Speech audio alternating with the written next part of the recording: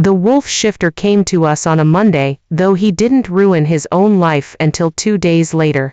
He was the first shifter I'd ever seen, and I didn't recognize him as one right away. He was in his human form, and to a mortal with untrained eyes, his wolf identity wasn't easily discernible.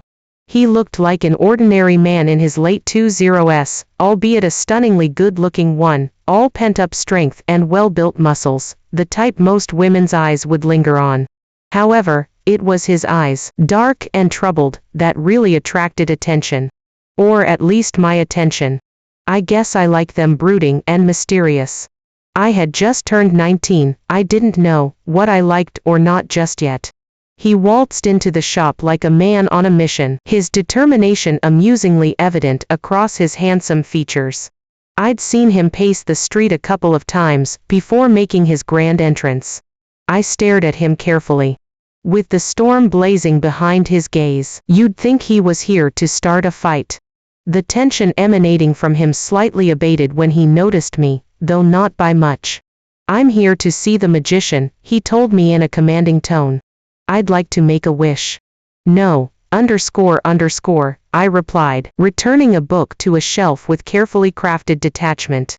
The book probably didn't belong there at all, but I didn't know my way around the shop yet. I'd only started working there 2 months ago, though calling it working was a bit of an overstatement. It's not like I was getting paid or anything. "Aren't you going to go get him?" the shifter asked, crossing his arms. "No thanks," I replied. "I choose life." And when our visitor's expression hardened into a displeased scowl, I added, "He's off today." "Hangover." The shifter clenched his jaw, debating whether or not to force his way to get what he wanted, but in the end, he slowly nodded his head after exhaling a long breath. "When should I come back?" he asked. "Hopefully never, for your sake," I mumbled under my breath. But I wasn't allowed to say that. I wasn't allowed to warn any potential client, no matter how foolish they were for coming here thinking magic would better their lives somehow. "Come back tomorrow." Caleb, for that was his name, didn't come back the following day, but the one after that I frowned upon seeing him again. He looked almost sheepish as he walked back into the shop. Maybe he had discussed his intentions about making a wish with someone who had warned him about the consequences, or perhaps he was just embarrassed by his previous display of anger. No matter, I led him to a back room, where Audrine was busy building a house of cards as if his life depended on it. It didn't make him look particularly professional, but, and this I was quick to find out, he didn't give a flying, __, about what people thought of him or not. "Client," I announced, ushering Caleb into the room. Audrine ignored him, adding an ace of hearts to his little project. Honestly, running this shop wasn't my responsibility, but I felt ashamed nonetheless. "He was already here 2 days ago," I added, eyeing my boss and caretaker critically. Once again, I wondered why my father had asked Audrine to take care of me in the event of his death, a death which had occurred only 3 months ago. I had no knowledge of Audrine's existence before then, and still knew nothing about what tied him to my father to the point where he thought leaving me in his care would be a good idea. Especially when one knew what the man did for a living. "I'll be with you in a second," Audrine said, picking up another card with utmost concentration. He was such an odd character, from the way he looked, always disheveled as if he'd just gotten out of bed, to his unsociable and reclusive manners. Yet nothing was as odd as his job. A magician, I learned, who granted people wishes. Any wish. From raising a cat from the dead to making one become president, Audrine's powers were practically unlimited when it came to granting wishes. An ability given to him, long ago by a demon who, in return, requested that the wisher pay a hefty price for Audrine's services. "No price, no wish. What is it you desire?" Audrine asked, flicking a finger at his construction, which toppled to the ground. "To become alpha of your pack." Caleb blinked at him in surprise, making Audrine smirk. "Don't act so surprised. Becoming the alpha is usually what any shifter wants."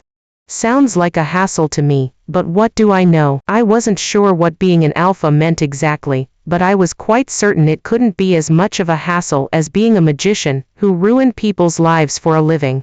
Well, it's not what I want, Caleb replied with a frown. Oh, Audrine shrugged. Then what would you like me to do for you? The shifter briefly hesitated but squared his shoulders in resolve. My brother just took a mate, he explained with a displeased expression. I would like you to break the bond. Caleb was part of an impressively large pack. It was far from the biggest or the most powerful in the country, but it had influence nonetheless. However, it hadn't always been so. It took years for his pack to make a name for itself and establish its position in the shifter community.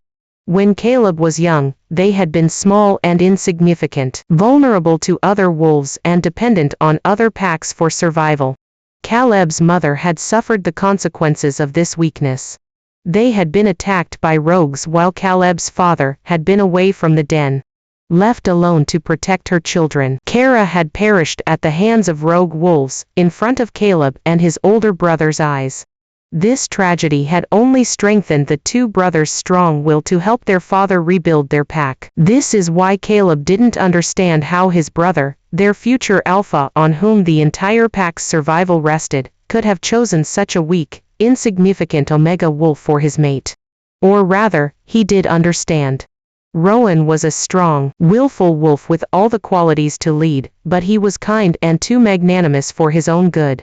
He was always trying to help people, save the unsavable, making the world a better place.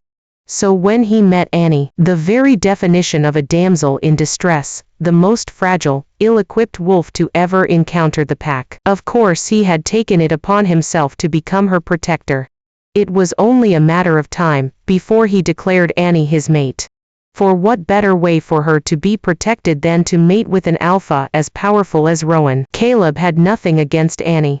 She was bland and boring and perfectly insignificant, but she'd done nothing wrong. It wasn't her fault she didn't have what it took to mate with his brother, but he'd be damned if he'd let the Omega ruin all that his family had built. Annie wasn't fit to lead. Annie had nothing to bring to the table. Annie wasn't even particularly beautiful or lovable. Annie had to go. So you want me to break your brother's bond to his mate? Audrine resumed after Caleb finished telling us his life story. By that point, I was feeling much less sympathetic to his plight because, in my opinion, it was none of his business whom his brother wanted to marry or mate with, as they like to call it among shifters. I didn't believe it was Caleb's place to choose who his brother loved, but I also knew it was none of my business to comment on what Caleb chose to wish for. So I kept quiet. Yes. I want him to forget about Annie and find a better suited, for the job, Caleb continued, looking more and more resolute as time passed. Honestly, what a selfish prick.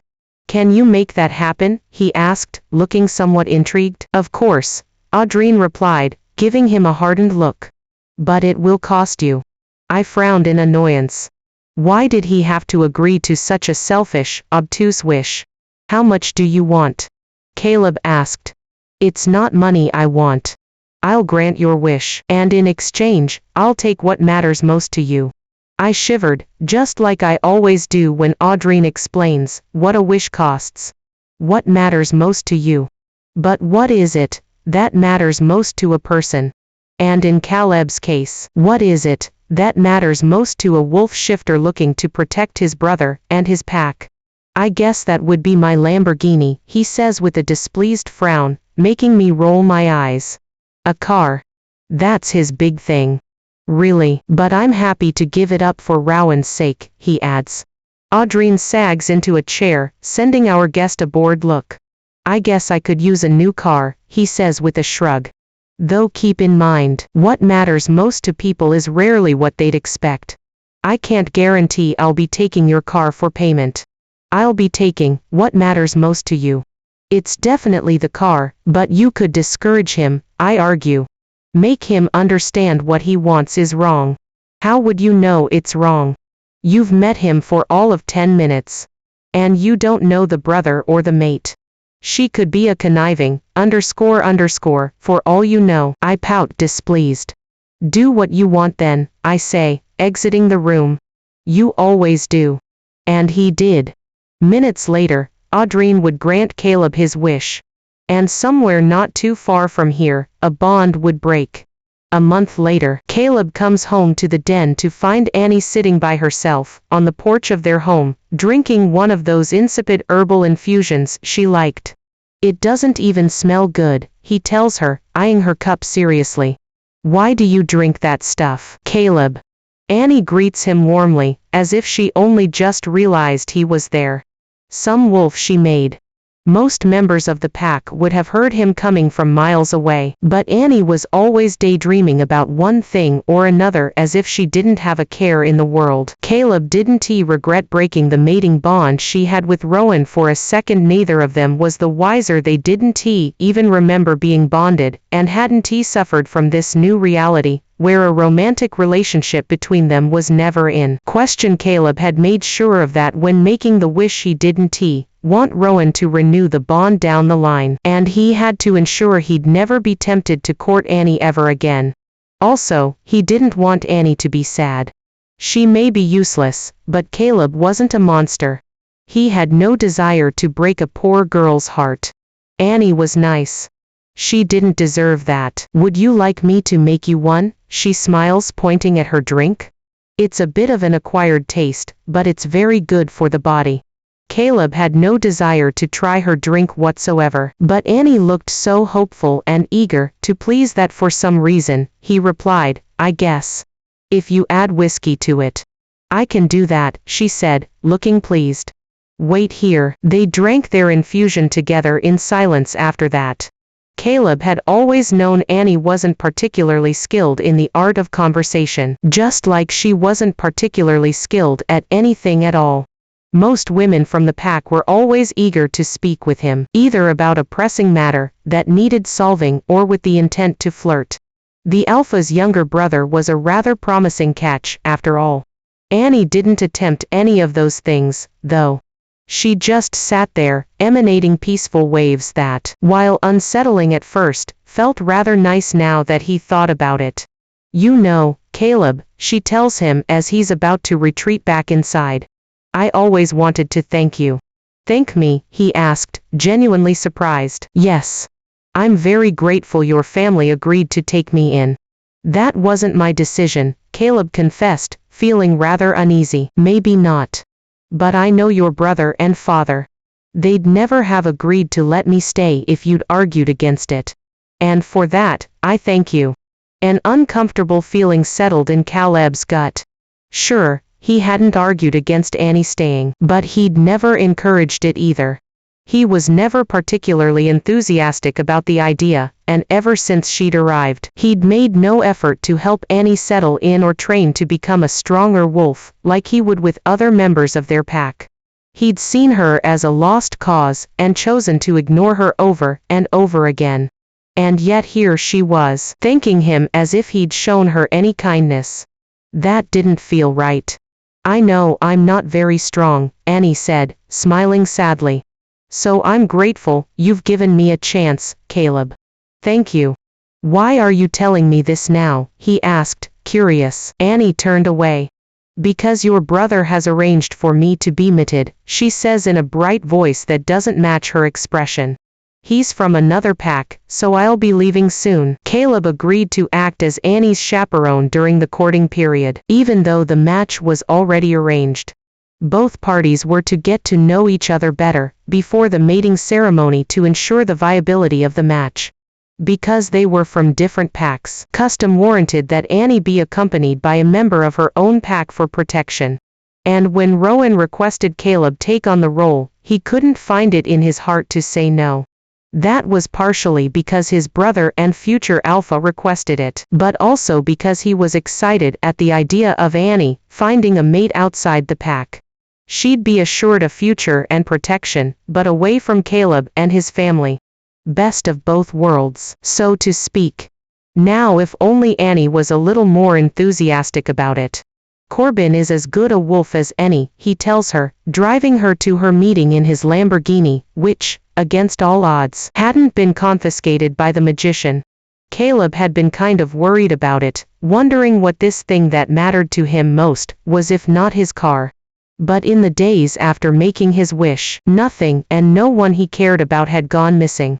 So Caleb had concluded that whatever mattered to him most probably hadn't been very significant. Maybe it was an old photo or toy he'd forgotten about somewhere. I'm sure he is, Annie agrees easily. I'm very lucky to have found a match with a strong wolf. She says the words like she's practiced them, like they aren't particularly genuine. But Annie is always very genuine. It's practically her defining trait. Give him a chance, Caleb encourages, feeling slightly guilty again. It happens more and more often when he's around Annie, and he doesn't like it. If you don't like him, then you won't have to mate with him, he adds without thinking. What is he saying? Of course, she'll have to mate with him. It's Annie's best chance at a safe future, one they were very lucky to secure for her given her low status and weak disposition. But she'd been luckier before, a little voice whispers in his mind. She was your alpha's mate. Your own brother's mate. There is no better wolf than Rowan. But you took that away from her. Don't worry, Caleb. Annie places a hand on his arm, misinterpreting his unease for something else. I'll make Corbin like me. I won't let you down. The unease Caleb feels only grows further. To be honest, Corbin says after Annie has left them alone to discuss pack politics, I'm not very difficult. I just want a nice mate, who can cook and bear my children. I don't care that she's not very strong. And your father promised me a nice dowry for her. He says this reassuringly, as if this is something Caleb will be happy to hear. Strangely, he probably would have been happy to hear it only a month ago. But ever since making his wish, ever since he tore Annie and Rowan apart, he just hasn't been the same. It's just the guilt talking, he tells himself as he tries to hold back a grimace at Corbin's words. Except Annie's not some stock that can be cheaply bargained and exchanged for pragmatic reasons. She's a person with thoughts and feelings. But it's like everyone has forgotten about that. Somehow, even Annie herself doesn't seem to pay any mind to her reservations, as if her hopes and dreams were inconsequential.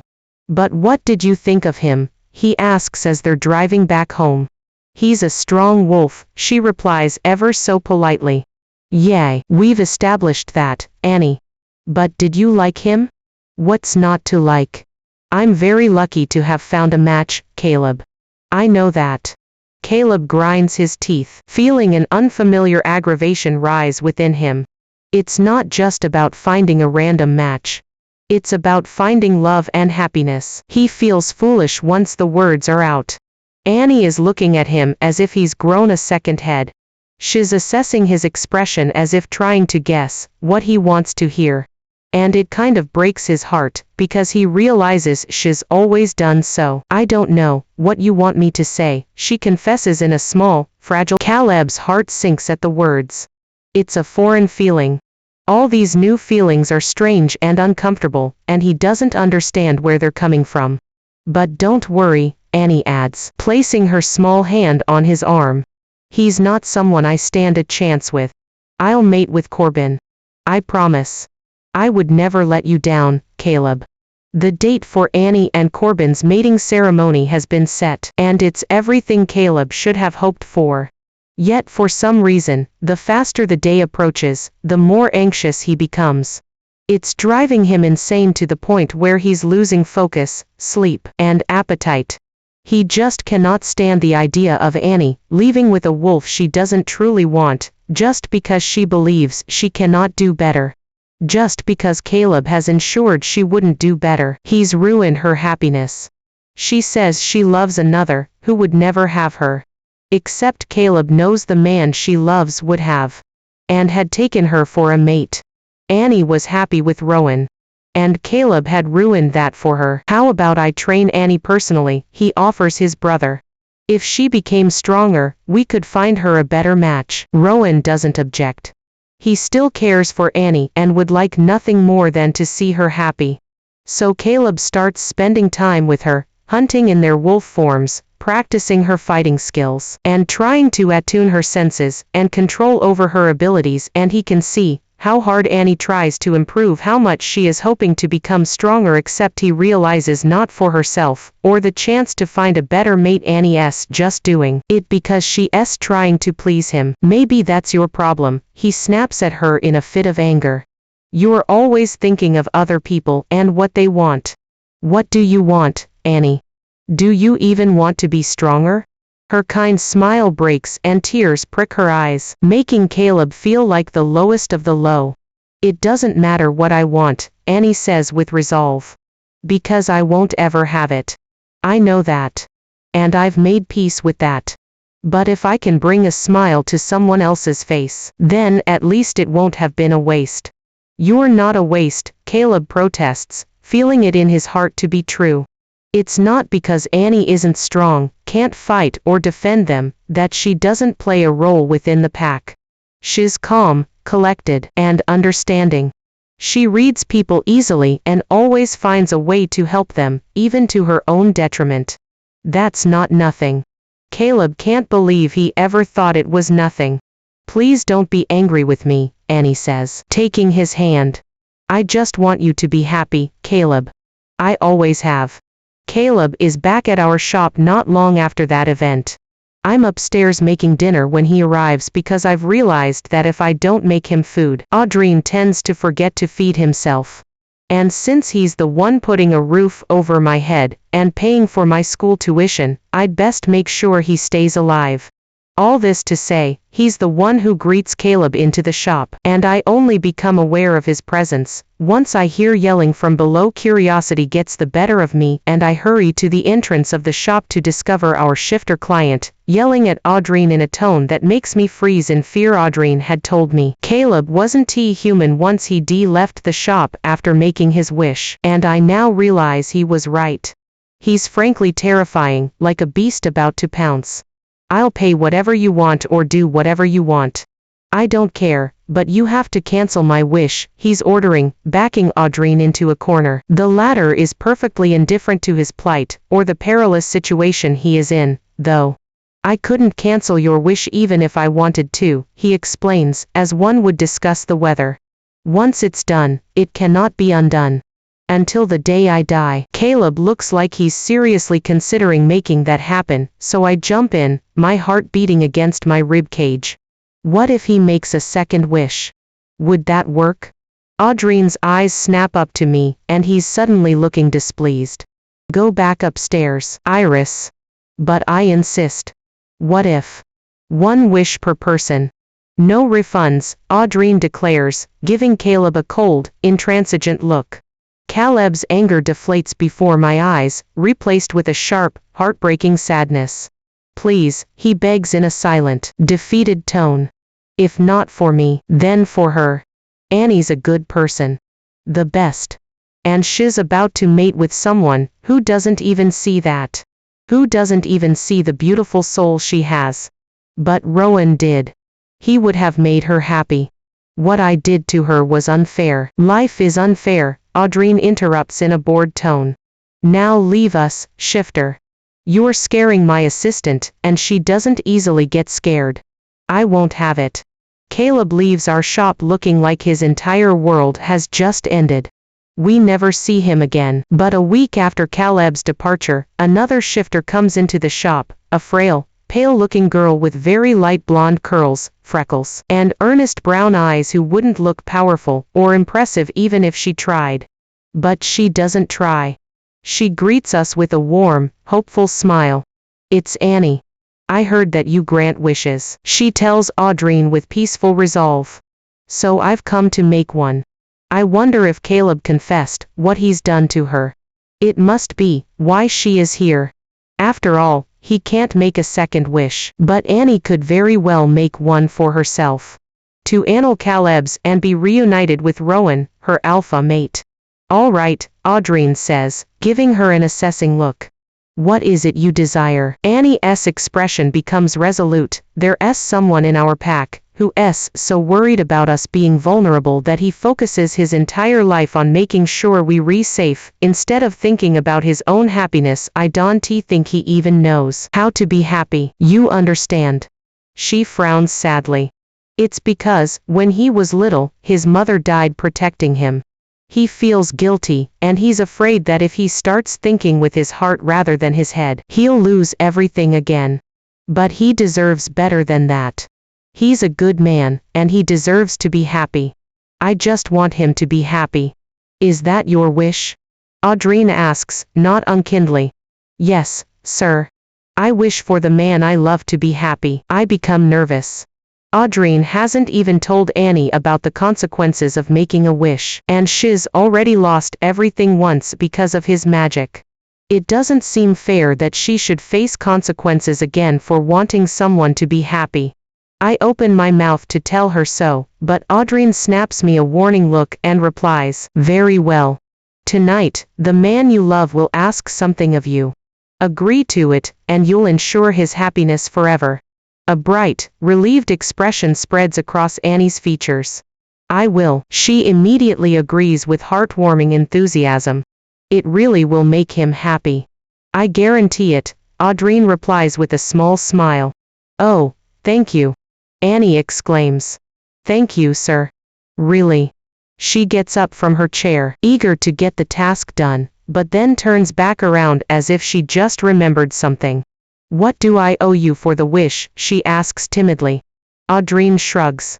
That one's free of charge, he replies. Annie will be admitted to Corbin tomorrow, and Caleb has decided that it's unacceptable. She has made it very clear that she's only agreeing to this union to please their pack, but she needs to understand that everyone needs her here. Caleb needs her here. He doesn't want Annie to leave, especially not if it's going to make her unhappy. But he also understands that Annie needs a mate, so really there's only one thing left for him to do. He knocks on her bedroom door, feeling more nervous than he thought he would. He had barely knocked once when Annie already appeared, looking hopeful and expectant. Caleb, she exclaimed, sounding confusingly relieved. I was worried you weren't going to show. But you're here. She pulls him inside her room, and makes him sit on a chair, which Caleb does, feeling uncharacteristically dumbfounded. Go ahead, Annie encourages him, squeezing his hands. Tell me. What can I do for you? Caleb frowns in confusion. How do you know I have something to ask you? A hunch, she replies with a smile. Annie looks once again so eager to please. Caleb doesn't know what to do with himself. Well, he hesitates. I've been meaning to ask you. He suddenly feels very foolish. It seemed like a good idea when it had formed in his head, but now that he is about to say it to Annie, he realizes how selfish he is being once more. Caleb's plan was to ask Annie to mate with him instead of Corbin. If she became his mate, she wouldn't have to leave the pack where Caleb knows she is happy. She would remain with her family, but would be mated and protected. And he'd be a good mate to her.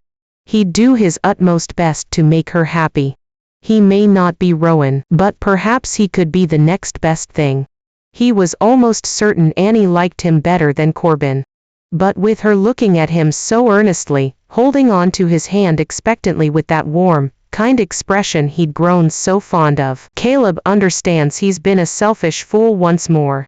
This wasn't about offering something better to Annie or keeping her around for their pack's sake.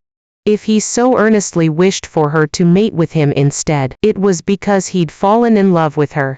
And he wanted her all to himself, instead of trying to reunite her with Rowan, the mate Annie deserved, the man she claimed she'd always love. He'd come to her room wanting to claim her. He felt sick to his stomach. But he was determined to fix things. He would make Annie happy, even if it meant giving her up. Annie, he begins, bringing her hand to his lips. You once said to me, there was someone you would always love, that you'd prefer to be mated with. Annie searches his gaze, looking confused. Yes, but... Well, I came here tonight to tell you that this person does in fact love you. And that he would love nothing more than to have you for his mate. And if you let me, I promise you, Annie, I will make sure you. Annie throws her arms around his shoulders, burying her face into his neck. You love me, she asks, her voice full of hope and tears. You really love me, Caleb. Caleb interrupts himself, confused. What? He asks, disbelieving. Annie immediately recoils, looking terrified. I thought you just said the person I loved felt the same, she says, her voice trembling slightly. She looked seconds away from crying.